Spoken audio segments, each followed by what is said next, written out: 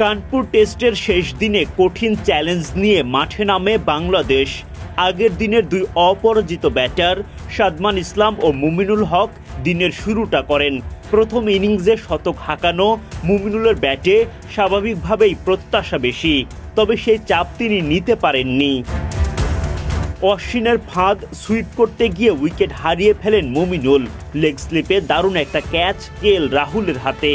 ফেরার আগে মুমিনুল করতে পারেন মাত্র 2 রান। সাদা পোশাকে অশ্বিনের বিপক্ষে 7 ম্যাচের মোকাবিলায় পঞ্চমবারের মতো উইকেট হারালেন এই বাঁহাতি ব্যাটার। মাত্র 36 রানে 3টা উইকেট হারানোর পর অধিনায়ক নাজমুল শান্তর সঙ্গে জুটি গড়ে তোলেন সাদমান ইসলাম। দলীয় 50 পার করে দল ভারতের নেয়া 52 রানের লিডও টপকে এগিয়ে যেতে থাকে বাংলাদেশ। ঠান্ডা মাথায় সাদমান দেখান দায়িত্বশীল ব্যাটিং। হঠাৎ বড় ভুল করে ফেলেন অধিনায়ক নাজমুল শান্ত। জাদেজার বলে অযথাই রিভার্স সুইপ করতে গিয়ে বোল্ড হয়ে পড়েন তিনি। দলকে বড় বিপদে রেখে অধিনায়ক হাঁটা দেন ড্রেসিং রুমের পথে। শান্তর ব্যাট থেকে এদিন আসে মাত্র 19 রান।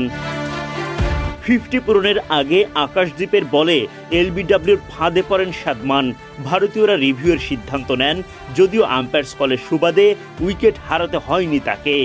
তবে 50 পূরণের পরই সেই আকাশদ্বীপের বলেই উইকেট হারান সাদমান। দায়িত্বশীল ব্যাটিংয়ের মাঝে খেই হারান তিনি। গালি অঞ্চলে জয়সওয়ালের দারুণ একটা ক্যাচে নিস্তব্ধতা তখন বাংলাদেশ শিবিরে। দলের বিপদ আরও বাড়িয়ে দিয়ে যান লিটন দাস। জাদেজার বলে উইকেটের পেছনে ঋষভ পান্থের হাতে ক্যাচ দিয়ে বিদায় বলেন তিনি। লিটনকে সাজঘরে পাঠিয়ে ভারত দলে বাঁধ ভাঙা উল্লাস। জয়ের স্বপ্ন তরতাজা হতে শুরু করে তাদের জন্য। লিটনের বিদায়ের পর উইকেটে আসেন সাকিব আল হাসান। বিদেশে মাটিতে তো বটেই, সাদা পোশাকের ক্যারিয়ারের সম্ভাব্য শেষবারের মতো ব্যাটিংয়ে সাকিব। তবে বিদায় বেলায় ব্যাট হাতে ভক্তদের মন জয় করতে পারেননি। হতাশা ভর করে এই অলরাউন্ডারের মাঝেও। জাদেজার বলে তার হাতেই ক্যাচ দিয়ে বিদায় নেন। আক্ষেপে উইকেটের মাঝে দাঁড়িয়ে থাকেন খানিকটা সময়। ড্রেসিং রুমে ভর করে হতাশা। ডাক মেরে বিদায় নেন সাকিব।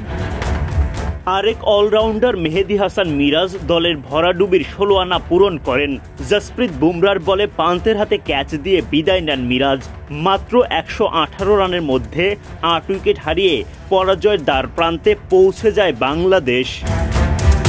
এক প্রান্তে মুশফিকুর রহিম খানিকটা লড়াই করলেও বাংলাদেশকে বেশি দূর এগিয়ে নেয়ার পরিস্থিতি তৈরি করতে পারেননি। ফলে ভারতের সামনে নিশ্চিত পরাজয়ের পথে হাঁটা দেয় Bangladesh. Adnan Ahmed, BD cric time.